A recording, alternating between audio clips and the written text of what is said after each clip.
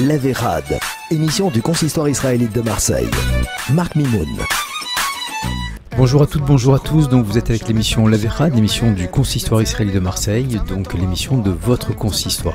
Avant même de recevoir notre invité aujourd'hui, un invité prestigieux, je vais vous le présenter dans quelques instants.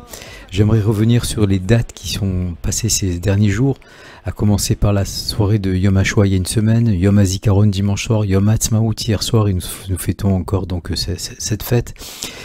Et je voulais vous dire merci parce que toute la communauté juive et les amis de la communauté juive se sont donné la main. Tout le monde a répondu d'une seule voix, à l'unité, à l'unisson.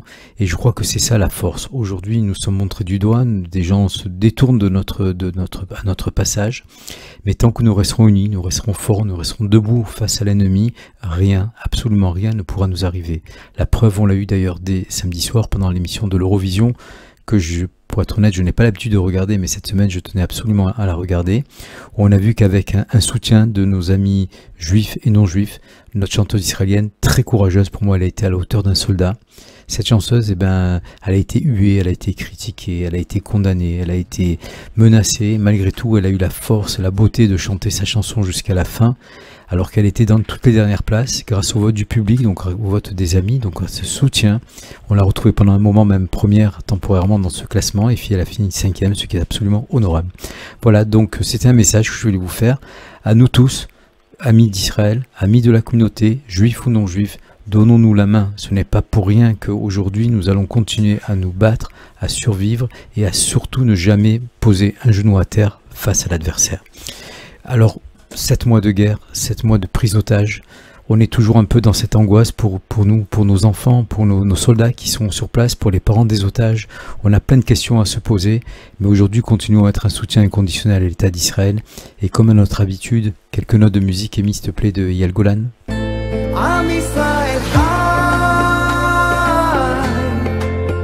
אם לא נשכח תמיד להיות מאוחדים עם ישראל חי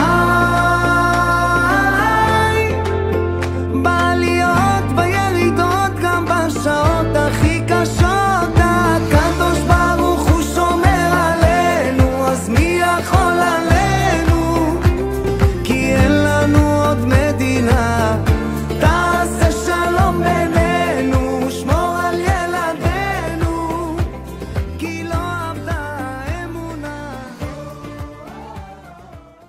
Merci Amy, donc je remercie bien sûr Amy qui est à la régie. Alors regardez, aujourd'hui la communauté juive de Marseille est heureuse et très fière de recevoir un grand monsieur. Pour moi c'est un grand monsieur, c'est un journaliste avant tout. On l'a tous connu aux côtés de Éric Zemmour pendant ses émissions du samedi soir qu'on écoutait jusqu'à 2 et 3 heures du matin. Il formait un duo exceptionnel. Il a été journaliste sportif. Aujourd'hui, il est écrivain. Il sera à Marseille ce soir. Il sera à Marseille. Il sera invité par la coopération féminine dont la présidente Jocelyne Alouche et l'association Implicité présidée par Bruno Benjamin et Caroline Haddad ont eu l'immense et l'intelligence de recevoir ce monsieur qui n'a peur de rien, qui a un franc-parler. Donc je pense que vous l'avez reconnu, il s'agit de monsieur Éric Nolot. Éric, bonjour. Bonjour à tous. Éric, donc comme je le disais en introduction, merci beaucoup d'être présent, d'être ce soir donc au cours Pierre Puget, donc la salle de la Caisse Épargne, je crois, où tu seras donc... Pardon, je t'ai tutoyé, je m'en excuse. Non, pas de problème. Moi, pas de problème, alors ça marche. Donc tu sais que chez nous, on tutoie tout le monde, on appelle les gens par le prénom, c'est comme ça que ça se passe. Fraternel, ça me convient très bien. Merci Éric. Donc Éric, tu seras avec nous à partir de 17h45 pour la dédicace de ton livre, que je n'ai pas encore eu la chance de lire, mais je l'ai entendu à travers des interviews, donc on va en parler et débattre tout à l'heure bien sûr. Et dans la foulée, il y aura donc une conférence qui commencera à 19h. Il reste quelques places, donc dépêchez-vous. Mais je pense que, évidemment, Éric, il y aura une grande partie de la communauté juive de Marseille qui sera là à ton écoute. Ils t'attendent avec beaucoup d'impatience. Éric, ce livre que tu as écrit, que tu as osé appeler quand même « C'était la République », Mélenchon, grandeur et défaillance. Et déchéance, pardon. Quand j'ai vu le titre, tu me diras si je me trompe ou pas, j'ai eu l'impression qu'il y avait un petit parfum de nostalgie quand tu parles du fait grandeur et des cadres. Parce que quand tu parles c'était la République, ça veut dire que tu as cru un moment que Mélenchon c'était la République? Ah bah il y a eu un moment où ça peut paraître lointain, mais c'est pourtant la réalité. Il y a eu une époque où M. Mélenchon était un républicain tout à fait respectable, tout à fait digne.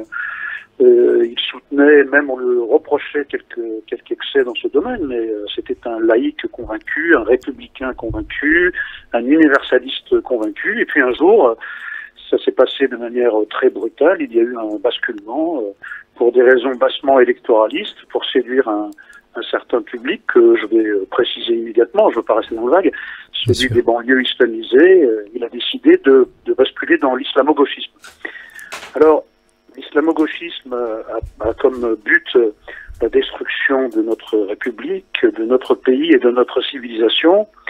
Et il y a une nouveauté, si j'ose dire, c'est que désormais cet islamo-gauchisme, ce mélenchonisme, a choisi l'antisémitisme comme outil principal de sa conquête du pouvoir.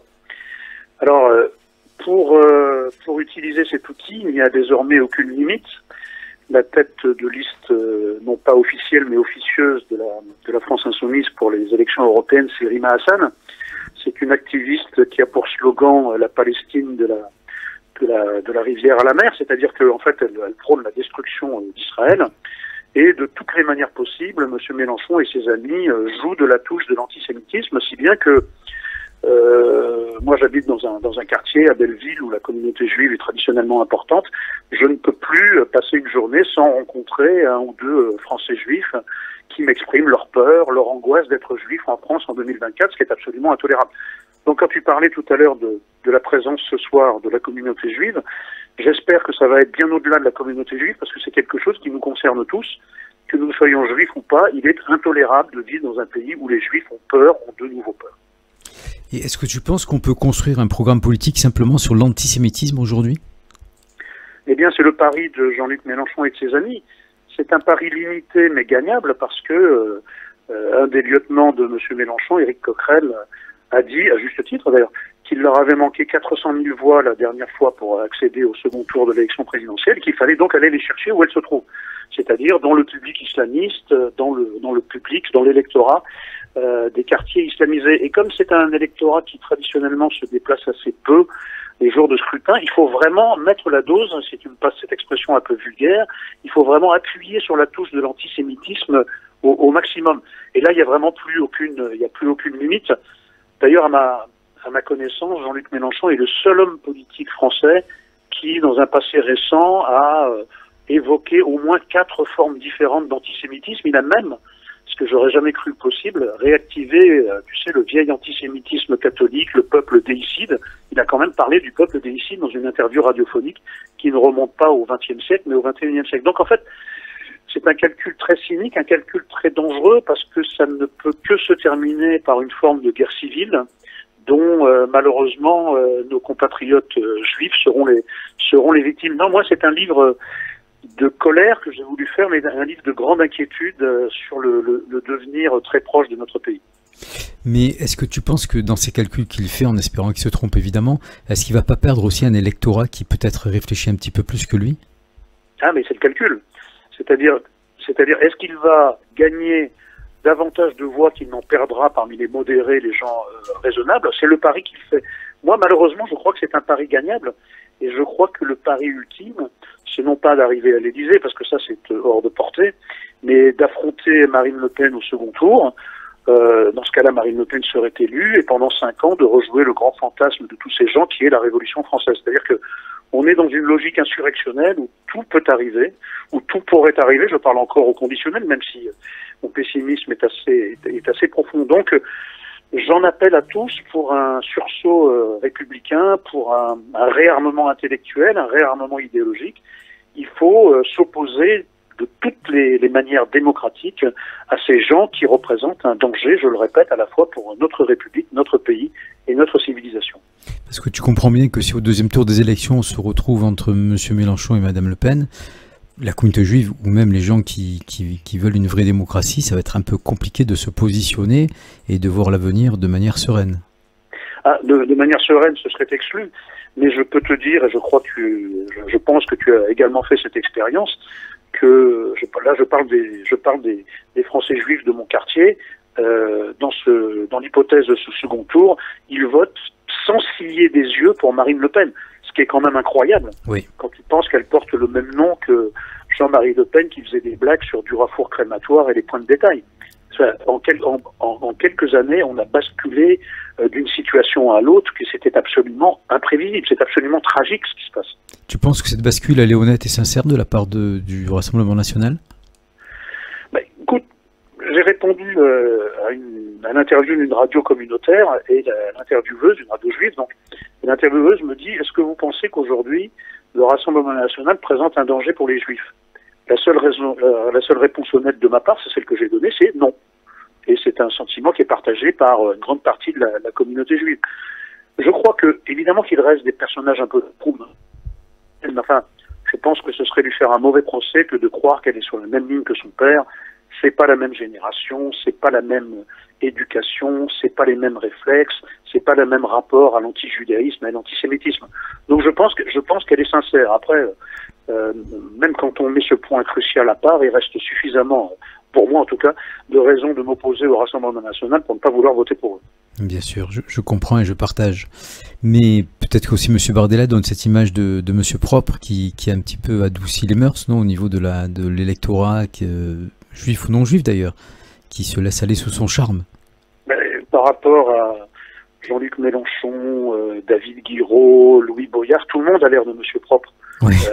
C'est-à-dire que ils ont tellement souillé la République, bordélisé, je reprends leur mot, l'Assemblée nationale, ils se sont tellement mal comportés, un pied dans la légalité, un pied dans l'insurrection, en soutenant les pillards et les incendiaires lors des émeutes en banlieue, qu'effectivement Jordan Bardella et Marine Le Pen passent pour des gens raisonnables. C'est tout à fait normal. On a d'un côté des gens qui se comportent la moitié du temps en voyous et d'autres qui, peut-être pour des raisons stratégiques, mais pas seulement, se comportent en républicains dignes et responsables. Donc, pour les gens qui ont le cœur et le cerveau à la bonne place, le choix est vite fait, malheureusement. Bien sûr. Enfin, je sais qu'il y a une image qui m'a beaucoup choqué. Les journalistes sont pas tellement arrêtés dessus par rapport aux événements de la faculté de Sciences Po. Donc, où évidemment, je pense pas qu'il y avait que des étudiants de Sciences Po devant cette école et qui étaient en train de manifester. Et ce qui m'a fait vraiment mal au cœur, et je trouve qu'on n'a pas assez réagi, c'est de voir que quand la police devait intervenir, les élus LFI se sont positionnés entre les manifestants et la force de l'ordre pour empêcher une intervention de la force de l'ordre. J'ai trouvé ça absolument inadmissible dans un pays démocratique où la police doit faire aussi son travail. Mais ce qui s'est passé devant Sciences Po est absolument inadmissible à plusieurs titres. Mais moi, ce qui m'intéresse dans ce genre d'histoire, c'est moins les marionnettes que les marionnettistes. Derrière toute cette agitation, derrière toutes ces menées quand même qui fleurent très mauvais l'antisémitisme, il y a toujours les mêmes. Il y a les musulmans islamistes, les frères musulmans qui tirent les ficelles de tout ça. Faut vraiment pas se leurrer. Quand des pseudo-étudiants ou des étudiants sortent des bâtiments de Sciences Po avec les mains ensanglantées, ce qui rappelle le geste qui avait été fait par les salopards qui avaient lynché 2 Israéliens il y a quelques années, certains disent qu'ils ne savent pas, qu'ils n'avaient pas saisi la référence. Moi, je veux bien les croire. Simplement, ceux qui les avaient inspirés, eux, connaissent parfaitement cette référence. Bien sûr. Et ils manipulent ces gens. Et donc, en fait, la France insoumise est également manipulée par ces gens, et elle prétend, elle veut faire croire qu'en fait c'est la liberté d'expression qui est en jeu, alors que ce n'est pas ça du tout. Eux, ils prétendent à la liberté d'expression, d'opinion antisémite, ce qui n'est pas du tout la même chose. Non, ils ont choisi leur camp, ils ont choisi le camp des islamistes, le camp de l'antisémitisme, et il faut bien se mettre une chose dans la tête et en tirer les conséquences, c'est que cette stratégie n'aura aucune limite. Tu parlais tout à l'heure dans ton introduction de ce qui s'était passé pendant le concours de l'Eurovision. On voit bien que maintenant tout événement sera prétexte à souffler sur les braises de l'antisémitisme qui, malheureusement, en France, ne demande qu'à s'enflammer.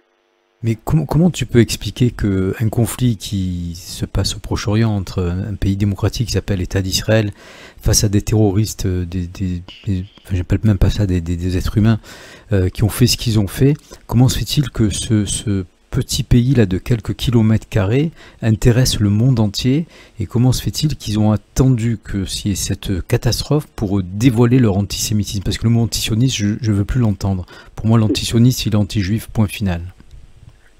C'est-à-dire que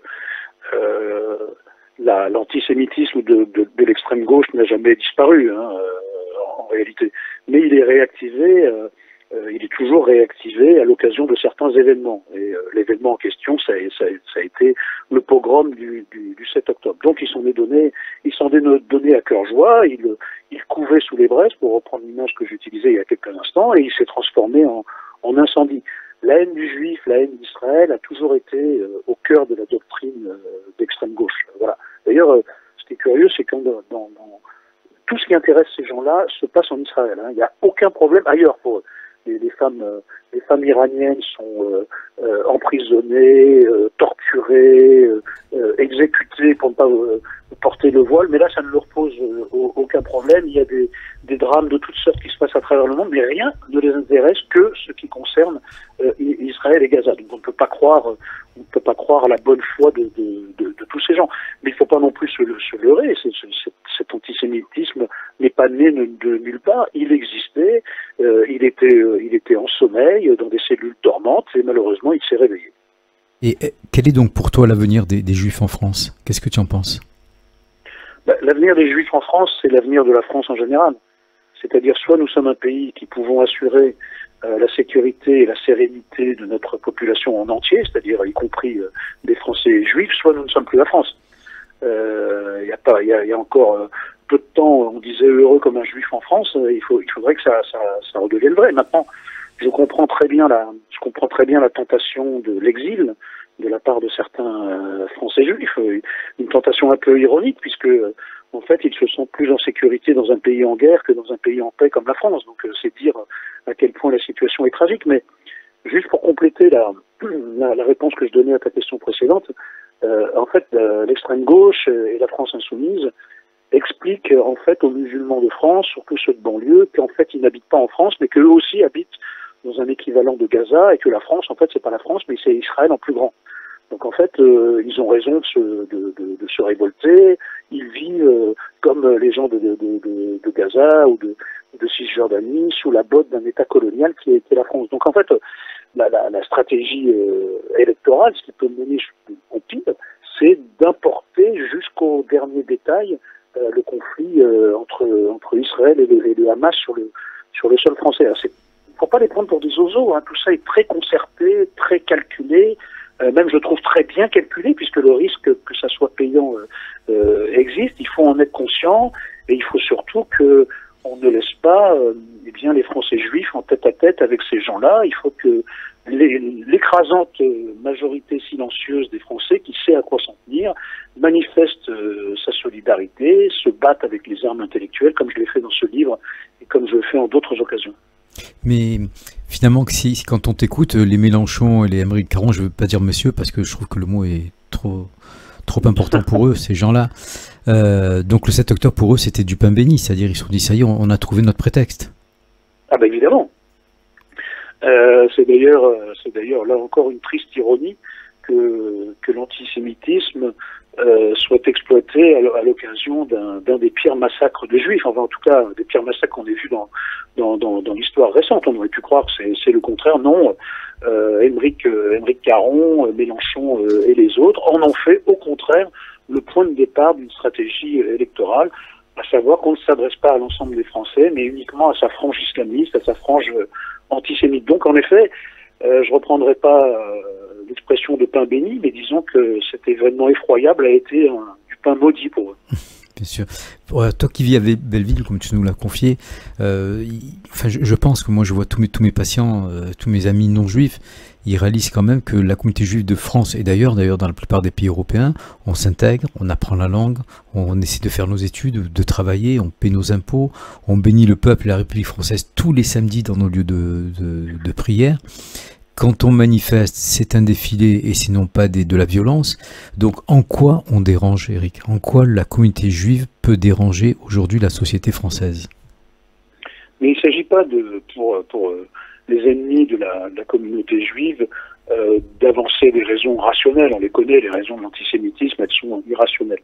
Il s'agit de faire de cette haine du juif et d'Israël un instrument de conquête politique. Donc il ne faut pas placer il faut tout de même placer le débat sur des bases rationnelles, faire comme tu viens de le faire justice de certains clichés, rappeler en effet le lien entre la communauté juive et la République, le comportement respectueux dans la plupart des cas, dans les manifestations, etc.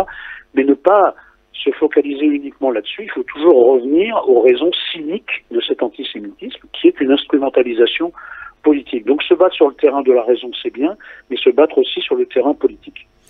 Et tu es déjà allé en Israël, Eric?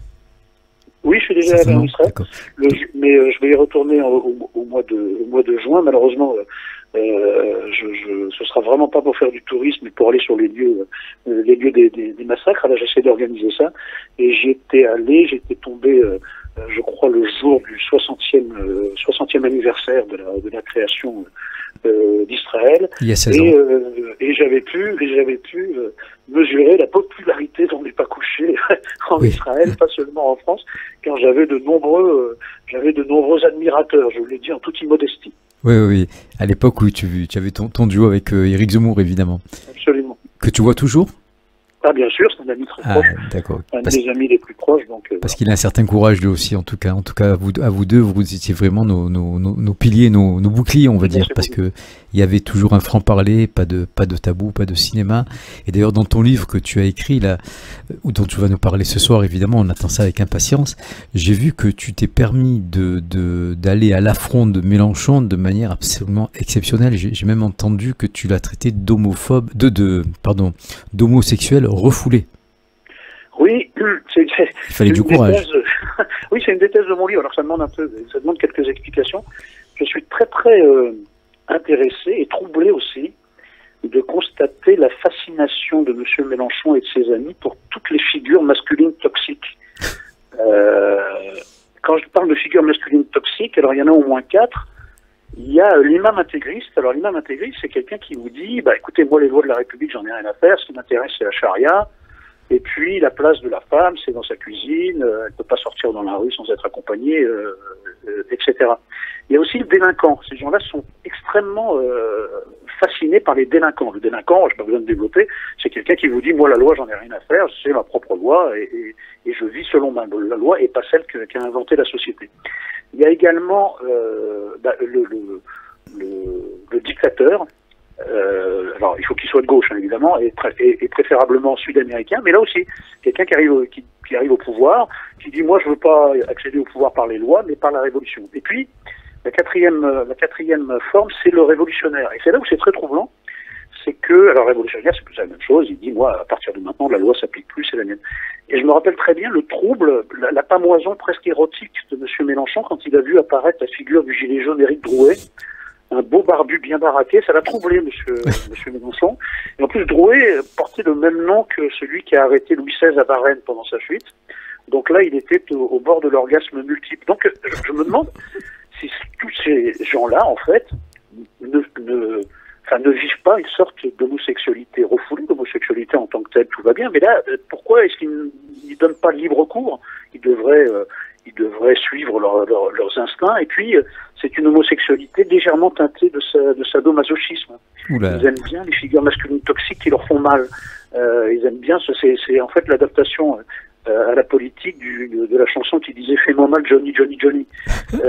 Donc, moi, je trouve que c'est quelque chose sur quoi on devrait se pencher et qui explique peut-être bien des errements. Mais en tout cas, Eric, je crois qu'on va passer une très belle soirée ce soir avec toi. Ah, j'espère bien, j'en suis sûr. Je te laisse une petite dernière minute pour clôturer l'émission et donc donner rendez-vous à tous nos auditeurs, nos auditrices tout à l'heure, donc à partir de 17h45 pour la dédicace de ton livre et ta conférence à partir de 19h, Eric. Donc je te laisse le mot de la fin.